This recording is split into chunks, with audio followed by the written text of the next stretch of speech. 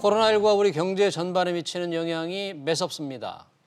임원진 사태는 물론 임직원들의 급여 반납까지 기업들은 저마다의 자구책을 내놓으며 상황을 극복하기 위해 노력 중입니다.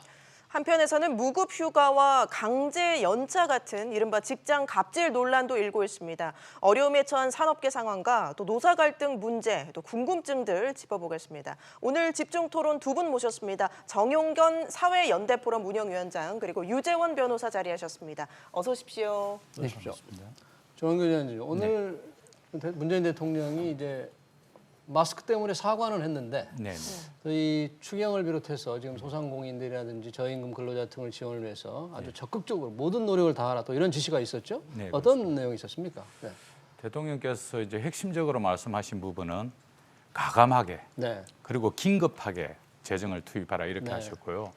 지금 사실은 현장은 뭐 감당할 수 없을 정도의 절실함과 절박함이 있습니다. 특히 이제 우리 687만 명 정도 되는 자영업, 거기에 종사하는 일용직 근로자들, 이분들은 거의 뭐 준실업 상태, 준실업 상태에 들어가 있는 것이고요. 여기에 정부가 직접적인 재정을 투입하지 않으면은 사실은 감내하기 어렵습니다. 지금 뭐 서울 시내도 마찬가지지만 대구 경북 쪽은 확인하니까 거의 자영업자 식당 이런 데가 한 3분의 2 정도는 휴업 상태입니다. 문을 닫고 있는 거고요.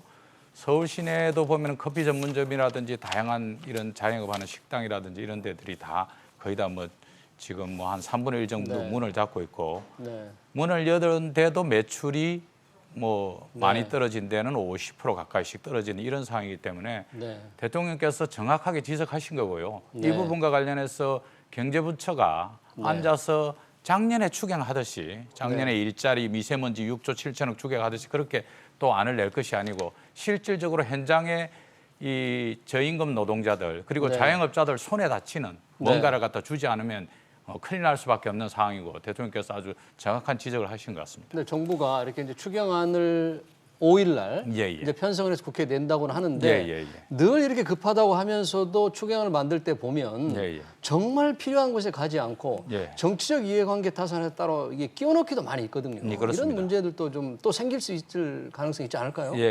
지금 홍남기 부총리께서 마련하신 안 그리고 그것을 오늘 이제 국회에서 신속히 법안으로 입법하겠다는 내용들 보면 좀 국민들 공감하기 어렵다 이런 판단이 서 있습니다. 대표적으로 이제 뭐 착한 임대 사업자들한테 조금 세금을 감면해 주는 거. 그다음에 이제 국민들 그 3월부터 6월까지 쓰는 신용카드 공제를 늘려주겠다. 이런 것들로 해가지고 자영업자들이나 저임금 노동자들이 어떤 혜택이 있습니까? 예를 들어서 신용카드 공제 같은 경우에 3월부터 6월까지 이제 공제 한도를 배로 올려주겠다는 겁니다. 그렇다고 지금 근로자들이 더 쓸 수 있는 행편이 아니지 않습니까?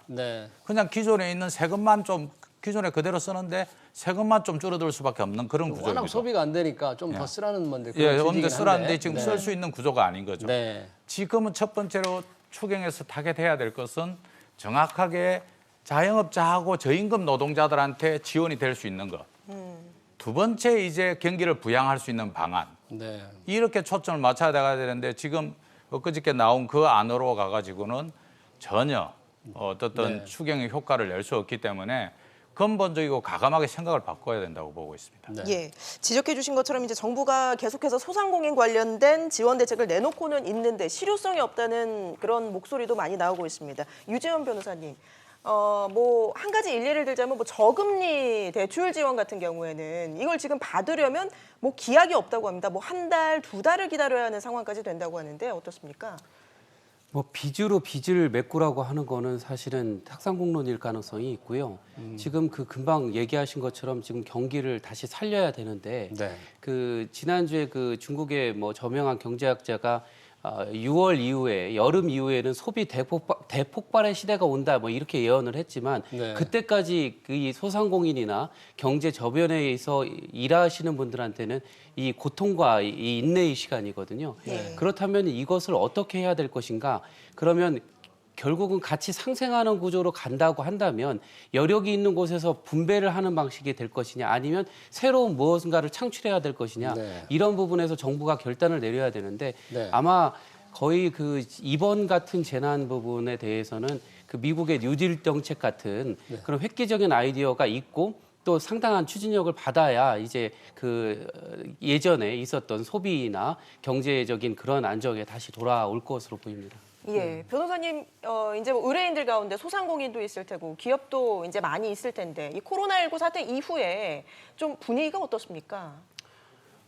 뭐 심각합니다. 예. 일단은 뭐 지난주, 지지난주 상담받은 것들의 뭐 상당수는 제가 하고 있는 분야의 이제 노동 관련한 휴급, 그러니까 유급 휴직이나 휴가 뭐 이런 부분이 많았지만 실제로 그걸 자문하는 그 사업주로서도 이제 법률 자문을 더 진행하기 어렵다는 입장을 보인 분도 계시고요. 예. 어떤 분 같은 경우에는 그 집주인과 그 임대료 분쟁이 이제 시작이 됐는데 월세 1,000만 원 상당에다가 부가 인건비에서 2천 이상을 하는데 하루에서의 그 매출이 50만 원 이하까지 떨어지니까 정말 큰 위기감이 있는데 사실은 민법상 또 상가 임대차 보호법상 그런 그 증감에 대한 부분이 아주 뚜렷하게 나와 있지 않고 선례가 없기 때문에 그게 결국은 또 법적 판단으로 가게끔 하는 결국은 지금 을 간의 을싸움도 사실 지금 배제할 수 없는 상황까지 온 것 같습니다. 지금 정부에서는 이제 임대료 좀 착한 임대료 깎아주기 운동 이런 걸 조금 권장을 하고 또 세입자는 물론이지만 세입자를 위한 건물주들도 조금 깎아주는 걸 일을 하고 있는데 실제 현장에서는 그건 못지않게 또 갈등들이 굉장히 많군요.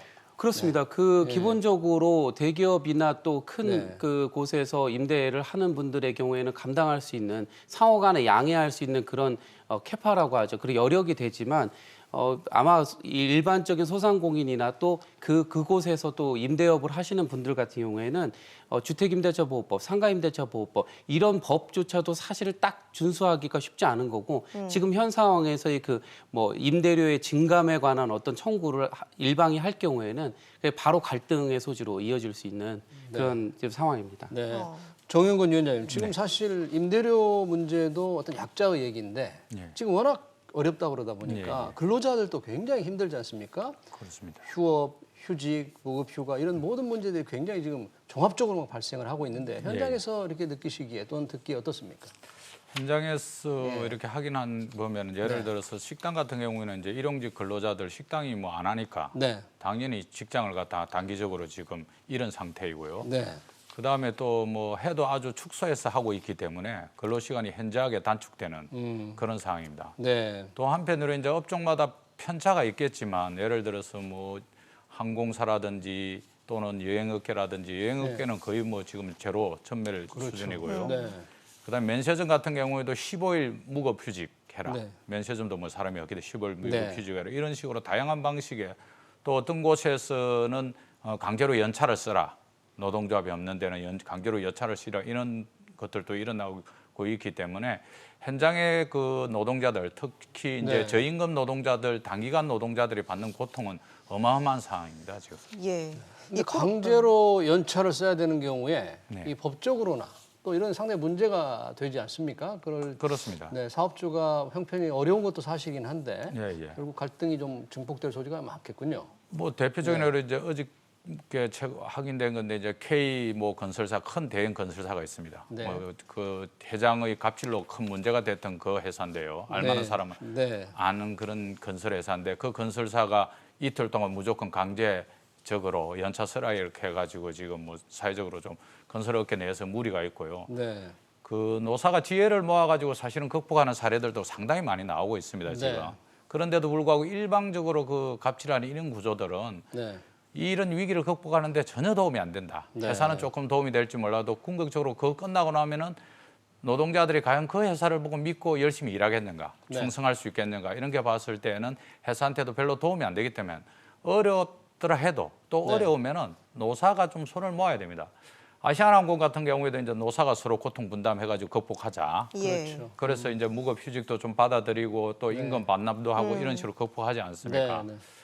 제가 그 울산의 현대자동차에 확인하니까 현대자동차는 조업률이 47% 정도밖에 안 됩니다. 그래서 이제 이 현대자동차 그러면 3차, 4차 밴드는 훨씬 더 어렵거든요.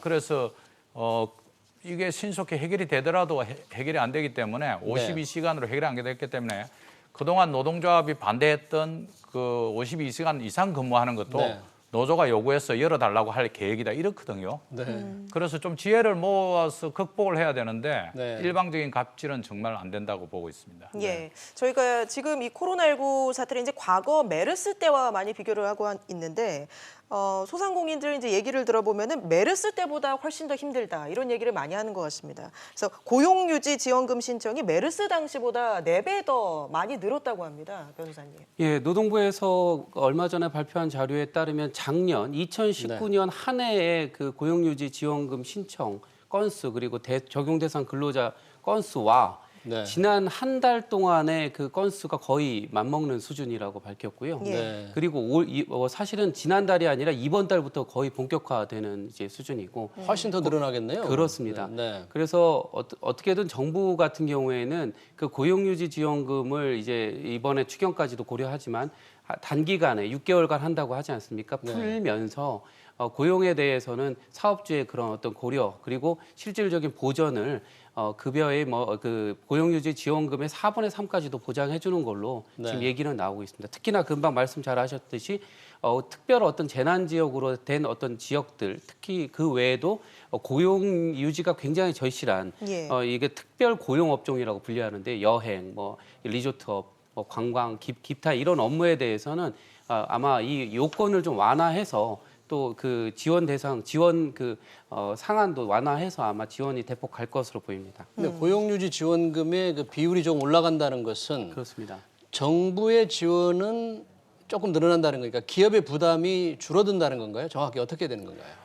기본적으로 고용유지 지원금이라는 건 고용을 계속하는 사업주가 부담을 할 수밖에는 없고요. 네. 다만 그것이 예전에 그 2분의 1 한도 네. 그리고 3분의 2 한도였던 것이 급여의 이제 3분의 2 한도? 네. 아닙니다. 예. 지원금에. 급여에서의 그렇죠. 지원금에. 급여에서의 지원금이 한 70% 정도였고 그 네. 중에 또 이제 절반 정도를 네. 하는데 네. 아마 좀 수치가 지금 좀 나오고 있죠. 네. 지금 3분의 2에서 4분의 3 그리고 2분의 1에서 3분의 2로 하고 있고 그리고 실사례로 이제 급여 테이블을 놓고 보면 네. 어느 정도 그 사업주가 부담해야 될 부분이 상당히 좀 조정이 되는 그런 네. 것을 확인하실 수 있습니다. 네, 지금 그 예시가 나오네요 화면에. 그렇습니다. 그러니까 조정이 되고 나서는 지금 월급 200만 원의 경우에는 조금 예. 이게 4분의 3까지 올라가는 걸로 되어 있는데, 네. 그죠? 네, 그렇습니다. 지금 나오시는 네, 한번 설명 좀 사례를 해주시죠. 좀 설명해 네, 네. 주실까요? 지금 나오는 거 보면은 이제 월급 200만 원 우선 지원 대상 기업 근로자 가장 이제 혜택을 볼 수 네. 있는 부분이고요.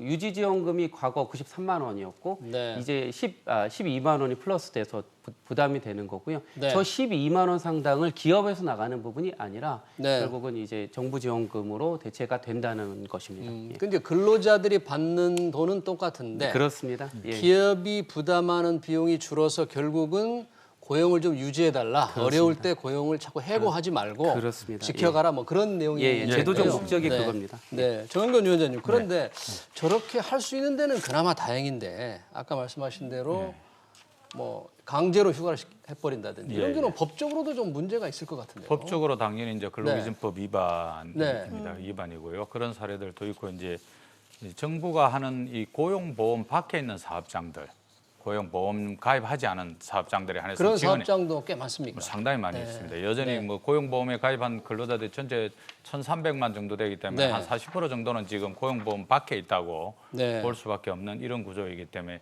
여기와 관련해서 특단의 어떤 지원을 할 것인가 것이고요. 지금 네. 현재로서는 정부가 부처별로 할 수 있는 부분들과 관련해서 현재의 수준 정도, 현재의 법안에서 네. 현재의 재정 수준에서 제출한 건데 그 정도로 가지고는 정말 언발에 오줌 누기다. 네.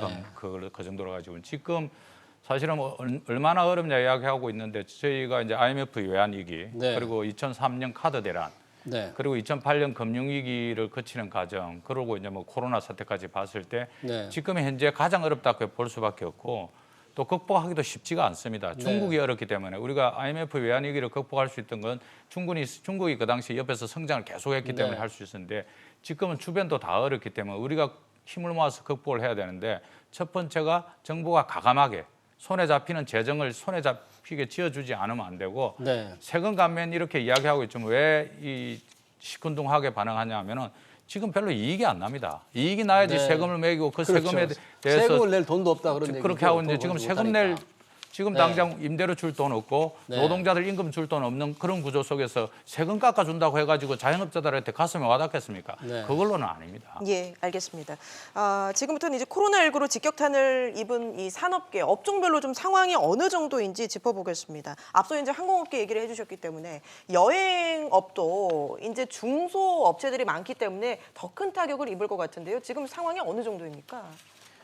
여행업 같은 경우에는 지금 뭐 거의 90% 매출 하락도 얘기를 하는 실정이고 거의 무급휴직이 좀 일반화된 것 같습니다. 이미 뭐 거의 한 달 반 열을 버티는 동안 이것이 사실은 이번만이 아니라 작년 연말부터 뭐 작년 뭐 가을에는 이제 일본과 관련한 그런 갈등이 있었고 또 홍콩과 관련한 그런 부분이 있었고 그 다음에 이제 겨울이 또 특수 기간인데 바로 12월, 1월, 2월을 거치는 동안 쭉 아마 그 여행 매출에 있어서는 성장보다도 오히려 그냥 매출 하락을 그냥 전전긍긍해야 되는 그런 상황이었고요. 이런 업종에 대해서 지금 뭐 이제 휴업 보상 부분이 있는데 이 수당에 대해서는 바로 어떤 무급 휴가를 주었다 또 무급 휴가를 하라고 권고한 부분이 근로기준법 위반이다 아니다를 판단하기가 사실 시장 상황상 쉽지는 않은 부분입니다. 물론 노동부 입장에서는 그것을 명확하게 판단해주는 역할은 필요하겠지만 사실상의 그 보건 방역상의 문제나 경영상의 문제나 여러 가지가 복잡하게 돼 있어서 사용자의 어떤 귀책이 없이 이 휴업이 들어가게 되는 경우에는 수당을 또 안 줄 수 있다는 또 이제 법리가 있거든요. 그래서 여러모로 지금 뭐 소상공인이나 이 근로자나 쌍방이 고통을 받고 있는 상황입니다. 근데 예를 들면 경영이 굉장히 어려워지니까 사업주가 직원들의 이제 출근을 좀 줄이고 싶어서 무급 휴가를 신청해라. 약간 자율적인 형태를 이용한 강제 무급휴가를 하는 경우가 많거든요. 그런 경우 상당히 법적으로 그래서 그 아까 그 직장 뭐 갑질 119에 접수된 사례를 보면 여러 가지 그 예시를 지금 나누고 있는데 그 사업주로서는 아마 저거 그 휴업을 내지는 그 휴가를 바로 할 것이 아니라 근로시간을 재조정하는 수단을 먼저 했어야 된다고 생각을 하고 있습니다. 근로시간 줄이는 거는. 그래서 지금 타임을 좀 풀타임과 파트타임을 좀 구분하는 것이 있었어야 되는데 우리나라 같은 경우에는 일단 회사에 취직하면 풀타임으로 9 to 6라는 게 확립돼 있기 때문에 그런 면에서 이번 그 사태는 아마 이 노동 시장에도 상당한 변화를 주지 않을까 생각을 하고 있습니다. 예, 여행사와 소비자 입장에서 봤을 때 이게 아무래도 코로나19 사태로 그 여행 취소가 많다 보니까 이런 위약금 분쟁 같은 것도 많을 것 같아요. 굉장히 많죠. 그 민법이 거의 개정이 안 되다가 불과 한 5년 내로 이제 민법 개정이 되면서 채권 강론에 새로 들어간 게 여행 계약에 관한 부분입니다. 얼마나 이 우리나라의 삶에 익숙하게 들어왔는지 그 여행과 관련한 어떤 그런 일반적인 그 내용을 담고 있는데요. 과연 여기에서는 누구의 귀책 사유인가도 되게 중요한 문제가 되어 있고요. 실제로 우리가 그 예전에 항공편 취소, 항공업계가 워낙 이런 부분에 그 계약 법리가 발달해 있는데 여행업계도 지금 뭐 계속 취소 불가의 입장, 환불 불가의 입장을 하다가 결국 입국 제한이 걸려 있다든가 여행 제한이 걸려 있다든가 이런 부분에 대해서는 전액 환불로 좀 돌아서고 있고요. 거기에 대해서는 지금 공정거래위원회에서도 약관과 계약서를 지금 보고 있는 상황입니다. 다만 이제 여행업계로서도 외국의 입장에서 외국에 또 그 마운더 하는 그 회사들이 있지 않습니까? 그쪽과의 계약에서는 나는 또 물어줄 게 있다고 한다면 그 어떤 재정적인 어떤 부담은 또 생긴다고 봅니다. 그러니까 고객을 위해서는 위약금을 그렇게 다시 돌려줘야 되지만 또 사업주들도 굉장히 힘이 들기 때문에 무작정 다 돌려줄 수는 없는 것이고 어떤 표준 약관이 정해져 있을 텐데 그 약관에 따르지 않는 그런 경우가 좀 많이 생길 수 있지 않나요? 그렇습니다. 결국은 뭐 민법상의 계약상의 책임은 누구에게 더 어떤 귀책할 만한 사유가 있느냐 여부인데 지금 같은 경우에는 거의 천재지변에 준하는 사유가 된 것으로 보이고 그런 면에서 지금 아마 환불 분쟁 그리고 예약 취소의 문제가 좀 계속 발생하고 있다고 보입니다. 조은근 위원장님, 지금 뭐 여행업계 얘기했지만 사실 뭐 항공사들도 굉장히 이제 죽을 맛이잖아요. 오늘 마침 국토교통부하고 항공사 사장들하고는 오후에 회의를 하는 모양인데 이제 정부가 뭐 지원을 하겠다 그래도 지원책이 턱없이 부족하다 이런 그 아쉬움이 있는 것 같아요. 그렇습니다. 뭐 이제 항공사들도 지금 우리가 이제 오늘 한국발 입국 제한한 데가 87곳이니까 87개 국가에서 제한을 할 정도니까 사실상 이제 항공도 거의 뭐 텅텅 비어가거나 웬만하면 이제 출발도 못하는 그런 상황이고요. 다행히 이제 노사가 지혜를 모으고 있습니다. 아시아나는 노사 공동선언문도 만들었고 네. 대한항공 같은 경우는 이제 조은태 회장이 직원들한테 피해 없이 하라 했지만 노동자합의도 자발적으로 우리도 고통 분담하겠다고 이렇게 돼 있는데 대행사는 좀 덜한데 이제 저가 항공들, LCC들 같은 경우에 대단히 어렵고 그래서 뭐 이스타 항공도 결국 매각되는 이런 상황을 갖고 또 임원들 같은 경우에는 뭐 전원이 사표를 낼 수밖에 없는 정도의 이런 위기 국면에 있습니다. 그래서 국가가 단기적으로 항공사들은 유동성 지원이 불가피하다. 이거는 뭐 당장이 필요하기 때문에 좀 돈이 제대로 손에 잡힐 수 있도록 유동성 지원하는 것과 관련해서 가감하게 해야 된다는 것이고 여행사들은 지금 사실은 거의 줄도산 수준입니다. 그래서 이제 논쟁도 있고 특히 위약금 논쟁도 있지만 이것을 국가가 어떻게 개입해서 풀어줄 것인가.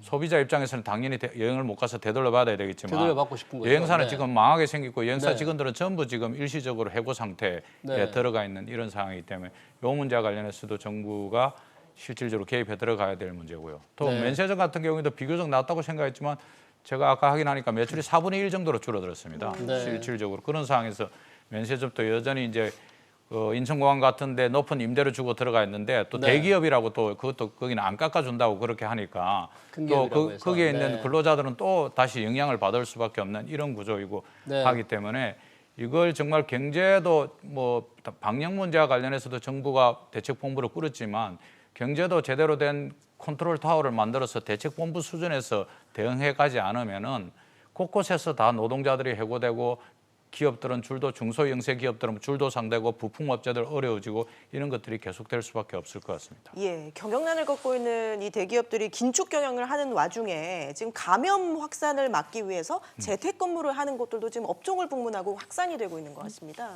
예, 기업들이 대체로 이제 상당히 이기의식을 느끼고 있는 거거든요. 그래서 뭐 금융권들도 은행장하고 부행장 따로 식사해라.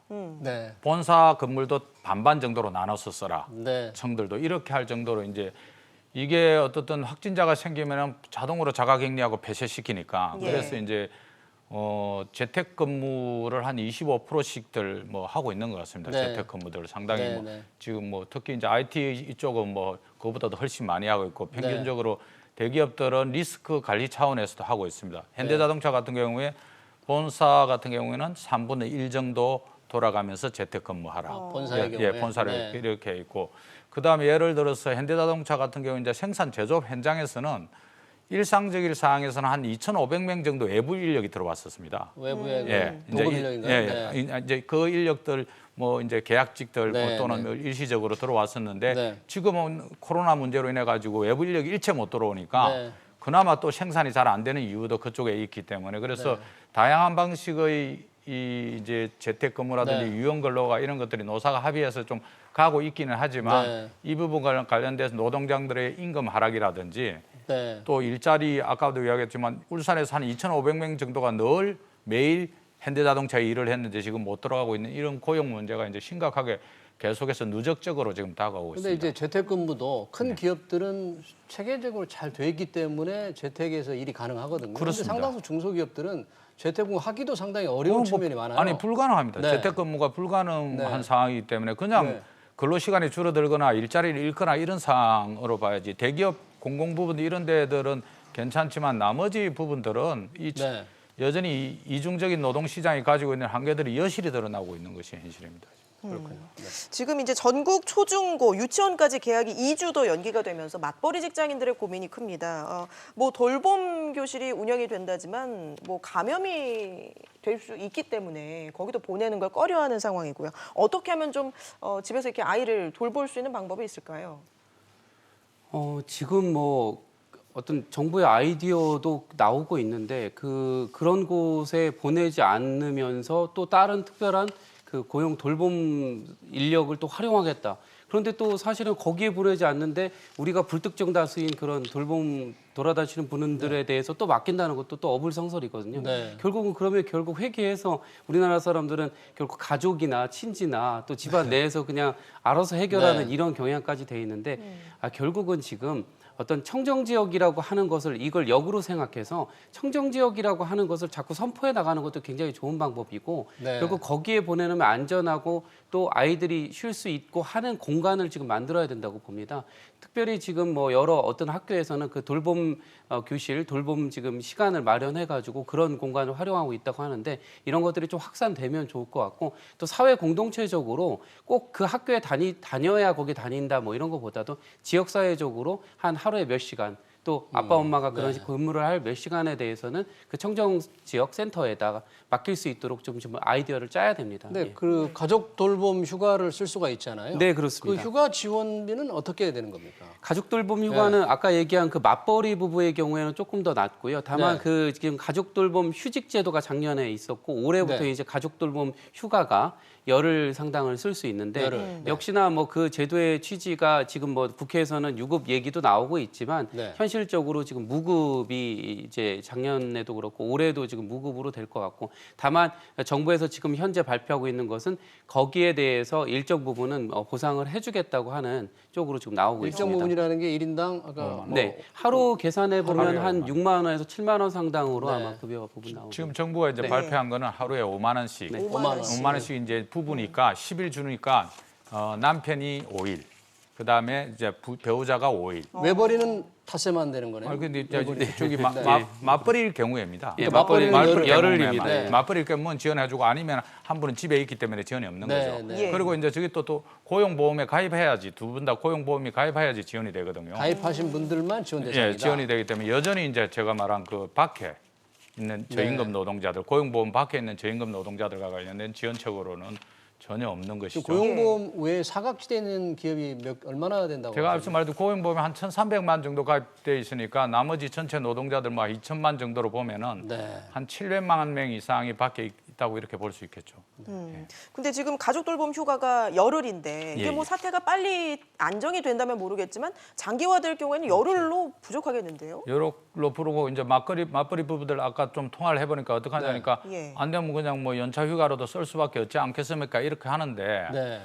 과연 그렇게 해가지고 연차 휴가를 쓰고 나면은 근로자 전체들 소득도 급격하게 줄어들 수밖에 없는 거고 네, 네. 그것이 이제 언제까지 갈 것인가와 관련된 고민도 있고 이러기 때문에 여전히 현장에서 좀 교육 당국에서 좀 지켜봐서 해결 방안을 찾아야 될 것 같습니다. 이미 정부도 예. 초중고 이 학교에 개학을 2주 추가로 연장을 했지 않습니까? 그렇습니다. 그러니까 가족 돌봄휴가 열흘이라는 게 이 사태에 따라서는 굉장히 좀 부족하게 느껴질 수도 있겠어요. 그렇습니다. 네, 더군다나 급여도 못 받지 않습니까? 그렇습니다. 그래서 네. 거기서 이 부분과 관련해서도 정부가 특단의 좀 조치를 해야 되는데 제가 말씀드렸다시피 방역본부 컨트롤 타워가 있듯이 이 경제대책과 전 국민을 대상으로 한 이런 그 대책과 관련된 컨트롤 타워가 빨리 만들어져야 된다. 네.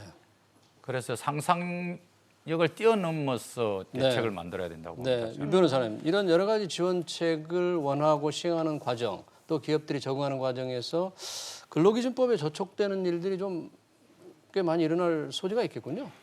우리나라 근로기준법이 지금 재택근로나 네. 이런 그 뭐 육아기 근로시간 단축 또 가족 돌봄 휴가 또 이런 부분에 대해서 고용주주 지원금 이런 부분에 대해서 다 짜맞춰 있지가 못하고요. 현재 이런 부분이 그 실질적으로 그 사업주와의 갈등이 분쟁이 됐을 때 어떤 근로기준법 위반이다라고 해서 딱 판단하기는 쉽지는 않습니다. 그래서 여전히 이번에 그 사건 이후에는 휴업 보상에 대한 부분이 주로 논의가 많이 됐고 사업체 지원금 제도로 이렇게 하고 있다고 하지만 우리 사업장은 이거 왜 안 해라고 했을 경우에는 뭐 위반이다 말다 할 수는 없습니다. 앞으로 미래적으로 보면은 현재 그 근로기준법에서 적용을 받지 않는 프리랜서 근로자 그리고 플랫폼 노동자 그리고 아까 얘기하신 일용직 근로자 이 사람들이 근로기준법으로 들어와야 될 것 같고 재택근로나 다른 어떤 유연근로의 여러 형태 같은 것도 근로기준법에서 다 정할 수 있도록 만들어야 될 것 같습니다. 예. 알겠습니다. 여기까지 듣도록 하겠습니다. 정용건 사회연대포럼 운영위원장, 유재원 변호사 두 분과 함께했습니다. 고맙습니다.